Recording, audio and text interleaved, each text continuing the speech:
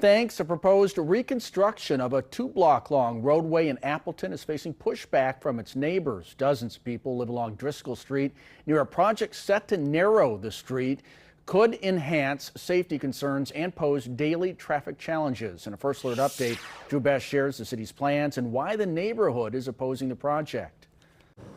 People living along Driscoll Street in Appleton say it's a quiet community away from the inner city. People that actually bought houses recently, they bought the house because of the feel of this neighborhood. Dawn Gilbert-Biechler and her husband Michael are among dozens of people opposing its possible reconstruction, sharing concerns about safety and traffic flow. There's already a lot of cars parked on this road, and if it was narrowed, it would cause problems with parking and also getting out of your own driveways. If this project is approved, Driscoll Street would be narrowed from 32 feet to 26 feet. Plus, sidewalks would be added on each side of the road, and street parking would all be moved to one side. If we do go to one side of the street, we're going to be parked into the second block, and we're going to run out of room. Driscoll spans 2 blocks between Prospect Avenue and a dead end, which is already creating issues for larger vehicles. There is actually no way to turn around, so there's big concerns on utilities coming in here, emergency, fire, all that.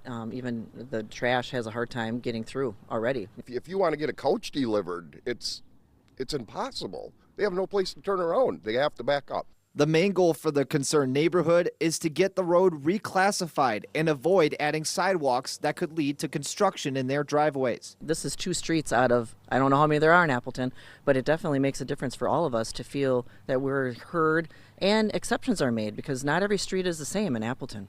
We reached out to Public Works Director Laura Youngworth for an interview. She directed us to comments she made in support of the project during last week's Municipal Services Committee meeting. If it's a reasonable amount of data, we're not going to shoot a project out of the dark on still being able to try and get it in the CIP schedule that we've planned for. After over an hour of discussion, the committee voted to hold off on making a decision until their next meeting on June 8th, citing a desire to have traffic studies done on Driscoll Street for the first time since 2000. The project must be approved by this committee and the Common Council in order to move forward.